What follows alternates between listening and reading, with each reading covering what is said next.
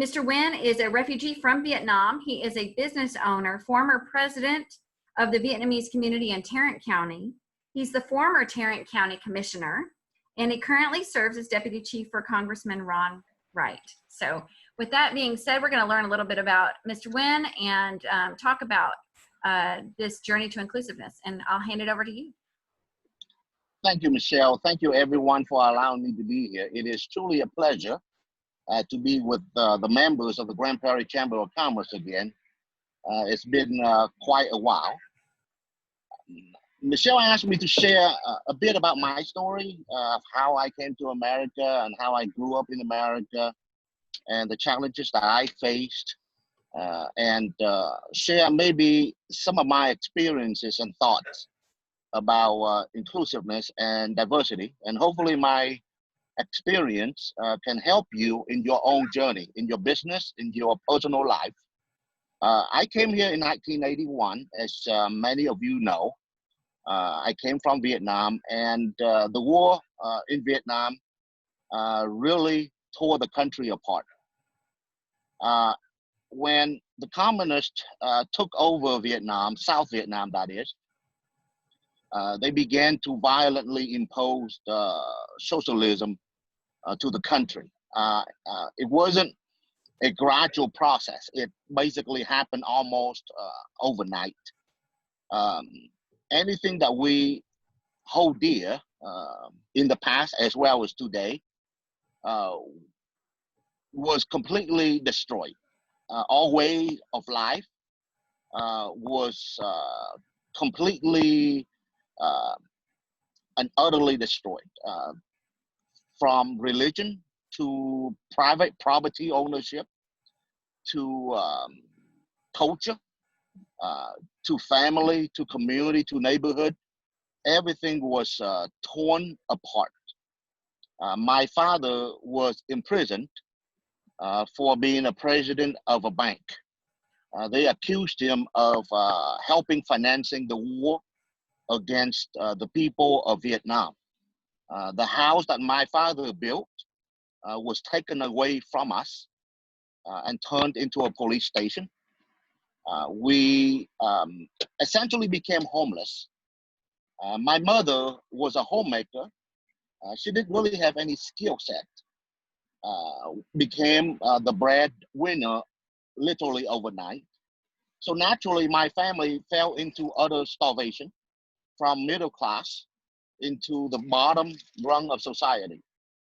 And we survived by learning how to fish, learning how to catch various creatures in the wood, including gecko and mice and rats and so forth. We learned to garner woods, dry them, and resell them. Basically, we lived off nature. Things that we used to feed to chickens and ducks and pig became our staple. And even then, those things eventually were completely wiped out, because it wasn't just us that became hungry and starved. Essentially, it was the entire nation. So people was desperately looking for ways to survive. But the hardship wasn't contained economically. It was culturally. The communists deployed strategy to impose their will on people's thinking. They were sown distrust. Family members just don't trust each other anymore. Neighborhoods have different segments. And then each section would be headed by an appointed person. And every night, people would gather and they would write self-confessions. And those self-confessions would be turned over to the leader, and they would regularly do that on a weekly basis and sometimes monthly basis. And then they want to make sure that whatever you confess on paper is consistent.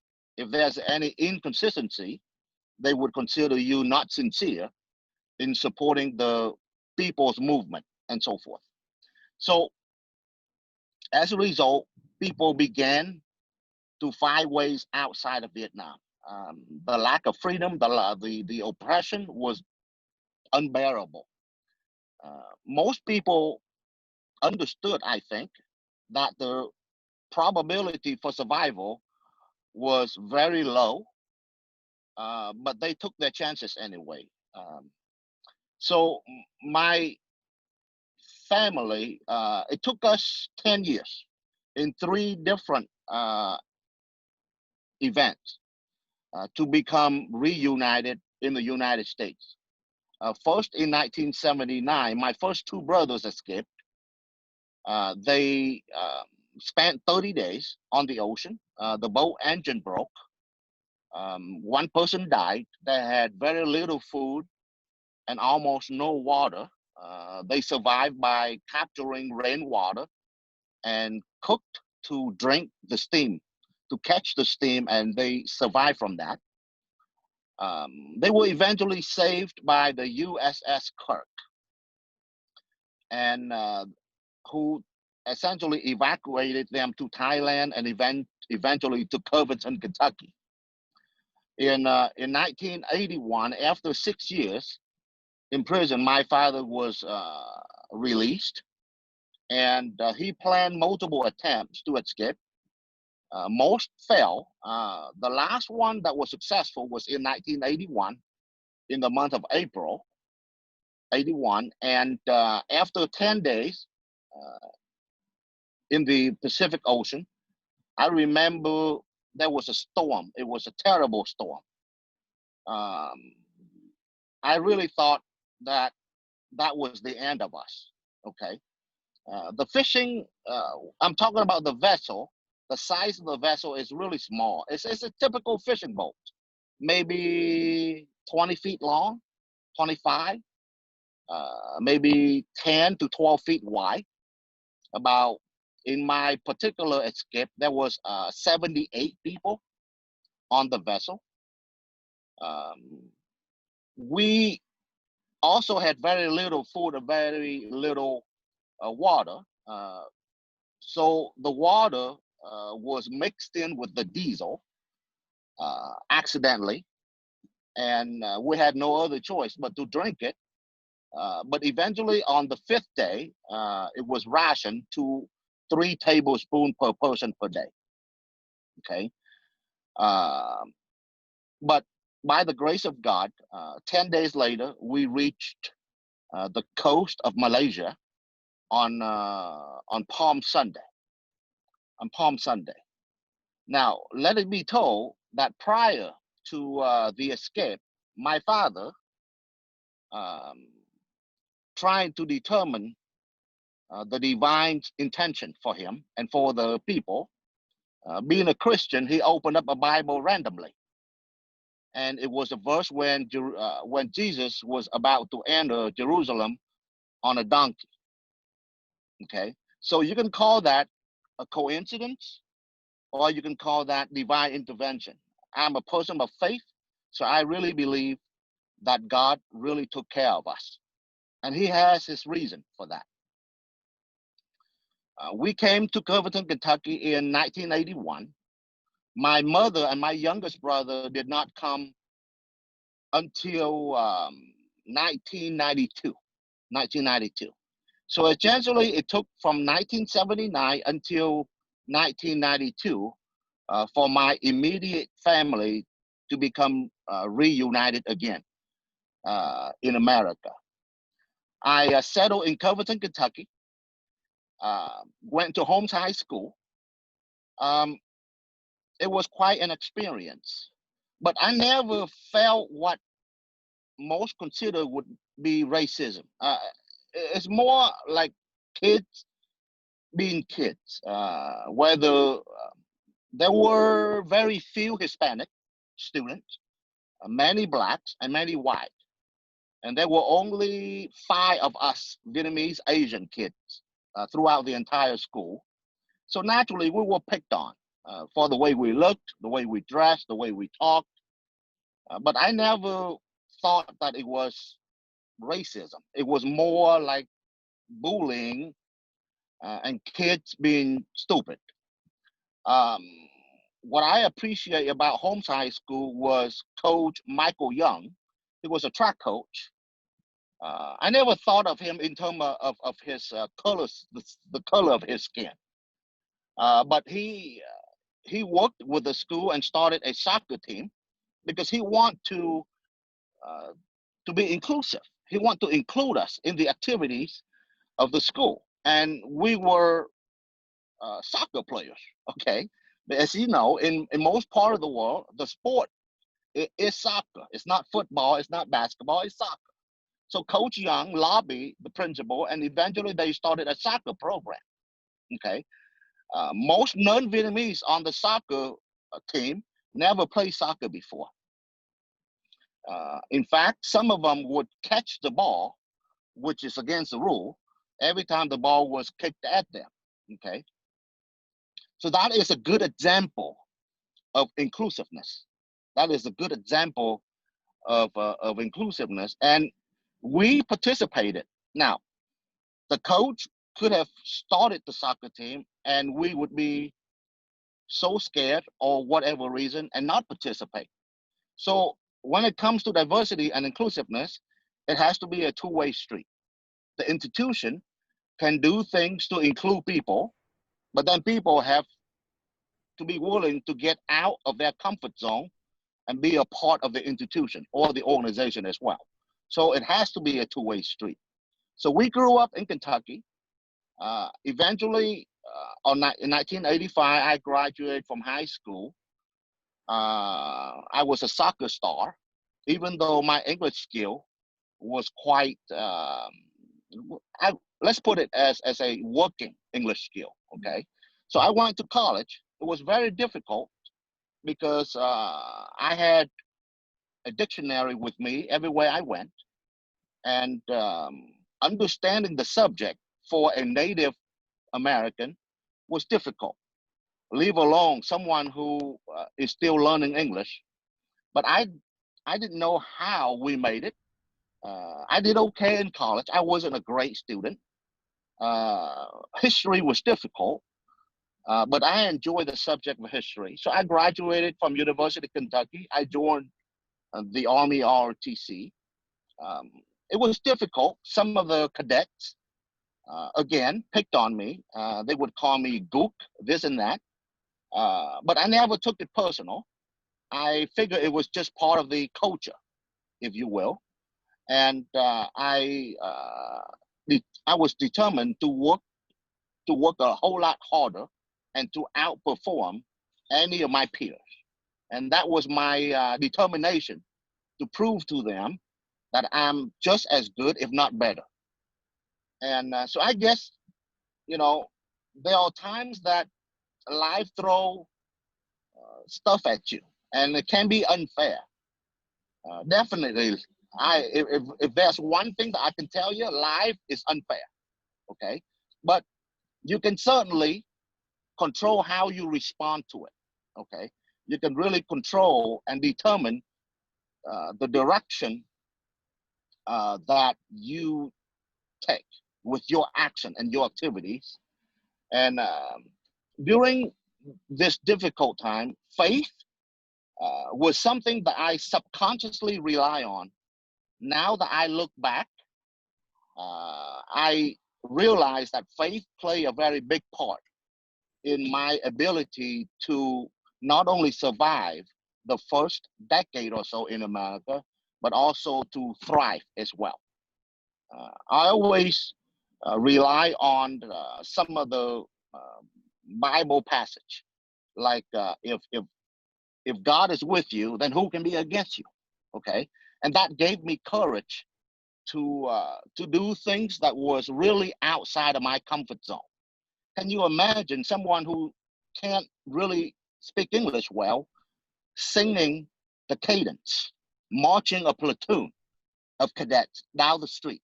Okay, it was difficult. And there was this cadet named Rocky from Boston. He always gave me a hard time. It got to a point that I decided that I was going to fight him. Okay, and we did get to a fight. And luckily, the drill sergeant was there because he was much bigger than I. I would have been beaten up pretty well. But there are times in life that you're going to have to stand up, even you knew that you might get beat up. Okay, and that was one of those times. But later on, we developed this mutual respect between me and Rocky. So that was an experience. So I went through life growing up, and we experienced a lot of those situations, bullying, people making fun of me because of my language and so forth. Some of those um, lipping of the way I spoke English and so forth. But I never let it bother me. Okay. I never felt like the world was against me. Okay. Though to me, it was isolated incidents. Most of the time, most people were very kind and very supportive. I remember Mrs. Tennis, my reading teacher. She made it her personal mission to help us Vietnamese refugees, the 5 of us. She taught us how to speak English. She taught us how to utilize the silverware, how to use knife and forks and so forth. Okay, and how to act in the public and how to behave and so forth. I remember Mrs. Tannis, and I remember Mrs. Sears, who taught me geography. I couldn't read English, so naturally, geography became highly difficult. So she would make the time to spend 15, 30 minutes after class to make sure that I understood the lesson of the day. Given today's national debate about race, I never thought about the skin color of those teachers. But now thinking back, um, Dr. Michael Young was white, Mrs. Tennis was white, and Mrs. Sears was black. I owe those 3 people essentially my life because they taught me the ability and the capacity to love and to overcome challenges and how to be successful in America. Um, After the military, my family moved to Fort Worth. I got my first job selling shoes for Tommy Can. That didn't last too long. I went to work with a company from a startup selling telecom equipment. I was an account executive. Eventually, I became the general manager. And then the company was sold to a competitor. And then I met my wife, and together we decided to start our own company, AIT Technologies. It was a very difficult, challenging, but satisfying experience. Mhm. Together, we built that company to about $3.5 million in sales, Wow. and we sold it in 2012. In 2010, I decided to run for public office, Mhm. and my motivation was as in the past. I want to do something different, something that would put me on the edge, that would force me to grow. Mhm. And at the time, I was the leader of the Vietnamese American community, the president and chairman of the board. And after 7 years in that position, I kept wondering how come there aren't any more Asian and Vietnamese out in in the civic life, Right. in public life. So I decided to take a shot at it. I reasoned with myself that if I wasn't successful, at least I would have created a path for Right. others to make it easier for others to follow that path. But by the grace of God and the support of the majority of the voters in Precinct 2, in 2010, I was elected as the first Asian American county commissioner in Tarrant County. And so I spent a lot of time uh, doing my best to serve the people of Precinct 2, Tarrant County in healthcare, transportation, government transparency, and so forth. The election result of 2018 wasn't as favorable, but I finally understood the reason why it wasn't favorable. I got the opportunity to serve as deputy chief for Congressman Ron Wright and have a whole new perspective on government, on public service, and on international politics. So I enjoy very much this current set of responsibilities. But throughout the entire lifetime in America, from 1981 to date, to now, one thing that I learned is America is a land of opportunity. Okay, it really is. Yes, there are many imperfections. There are many problems, but America have gone a long way since the 70s, the 60s, the 40s, the 50s. Have gone a long way. From a probability standpoint, myself and my brothers and my sister shouldn't be successful. We shouldn't. We couldn't speak English. We know nothing about America way of life, but we are. So I attribute our success greatly to the American way of life, I guess. Another thing that I learned is you're gonna have to put in a lot of effort in order for you to get a lot of result from it. Yes, like I shared with you earlier, diversity and inclusiveness is a two-way street. The value of diversity and being inclusive can be compared to you inviting someone different from you to a banquet. That's diversity. But then if you willing to take the extra step of inviting that person to sit down at the dining table with you and break bread with you and have a conversation and really get to know that person. To me, that's inclusiveness. Okay. But there may be times that you invite people to come to a banquet and they may be busy. They may have circumstances in their life that they won't come. Okay. So you can invite people, but they may not come. So to really have true diversity and inclusiveness, it has to be a two-way street. Okay. I know many institutions, city council, chambers of commerce, have been working very hard to invite the Asian community leaders to join, to be a part of the chamber. Am I correct? Yes. But the participation can be described as minimal. Okay. The point is, Michelle and the leadership at the chamber can invite people from different cultures to participate, but they may not want to participate for one reason or another. So it's a very difficult process, and it's easy to point finger. It really is about taking the time to understand the things that we have in common. I took my son to Washington, D.C. recently to show him the inner working of our federal government. And we stay at a hotel in the Navy Yard.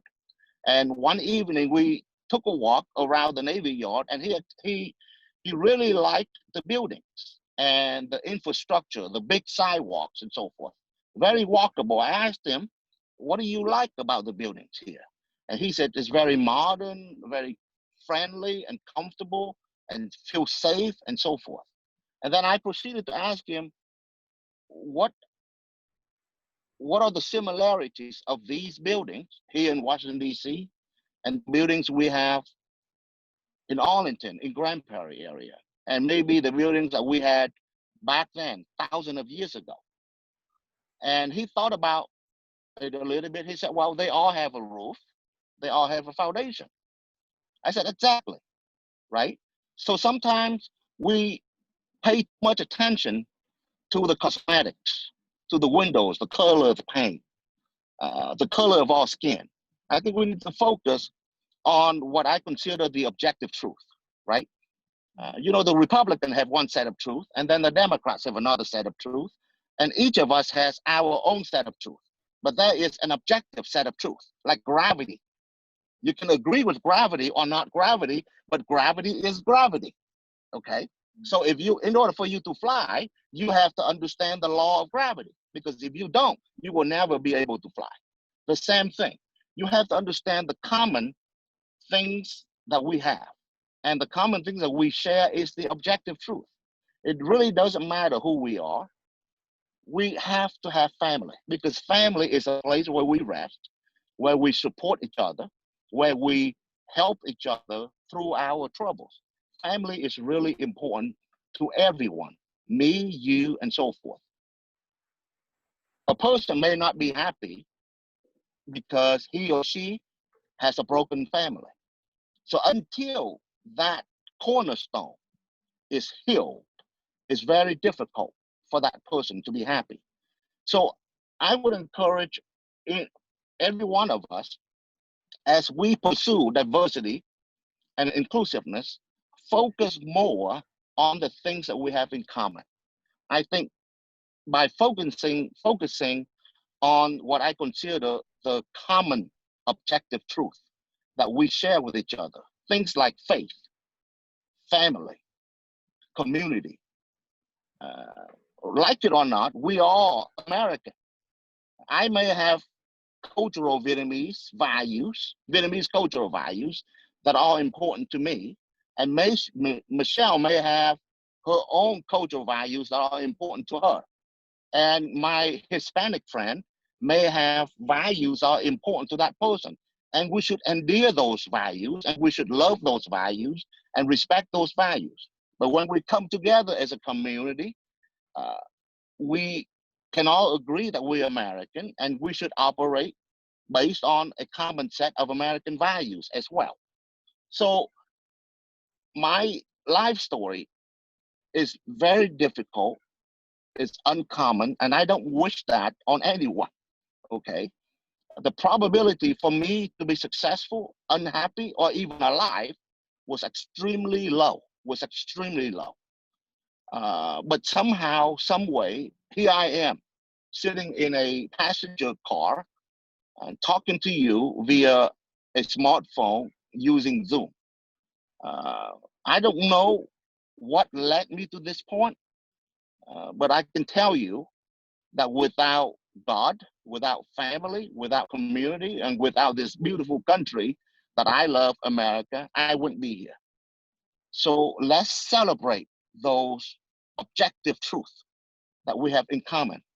And by celebrating those objective truths together, we will come to love each other. And my faith teaches me that love is everything. Love God and love your neighbors like you love yourself.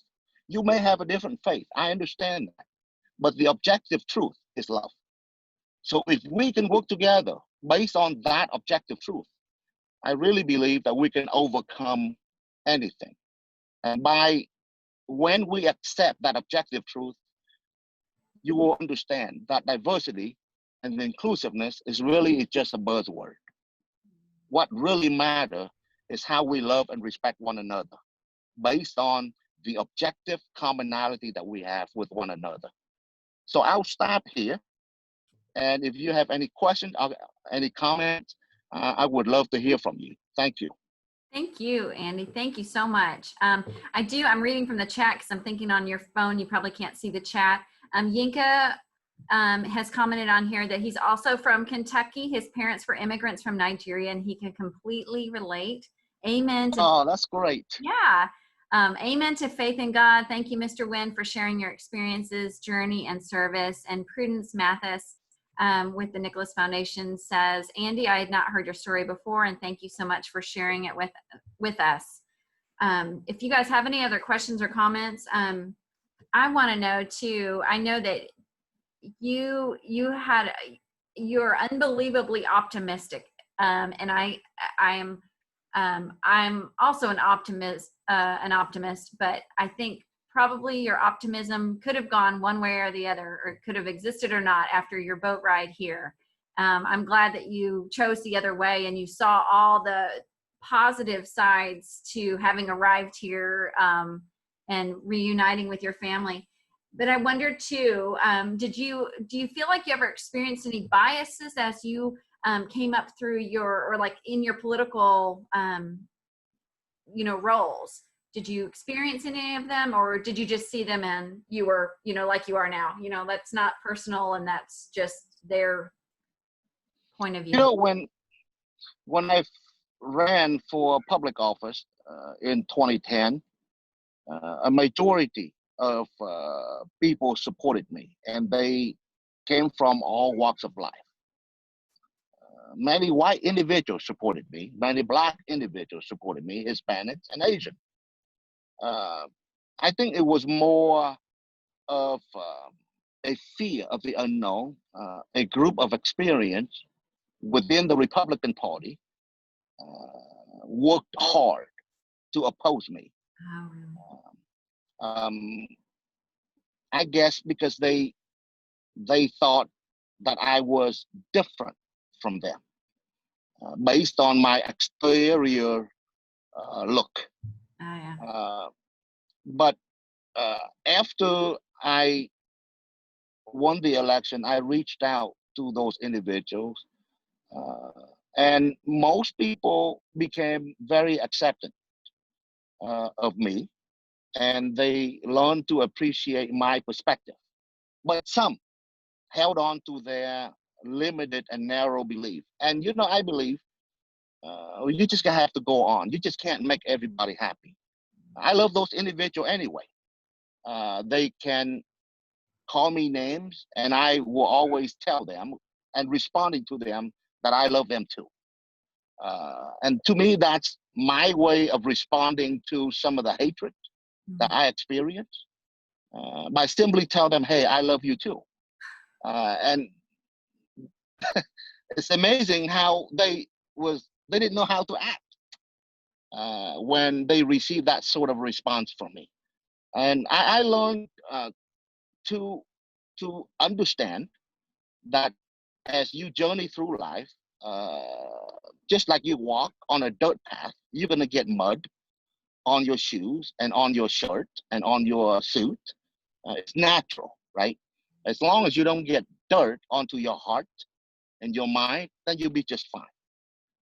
So yes, I did encounter some negative opposition. Let me put it that way. It could be hatred, it could be racism. I don't know.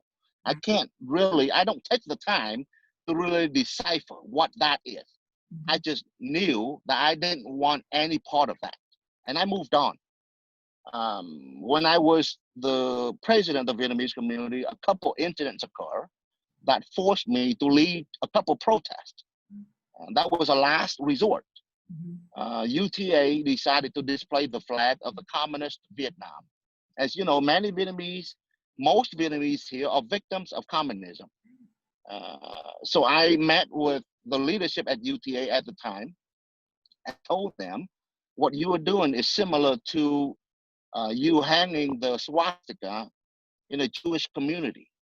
Okay, so if there's any way possible, please take it down.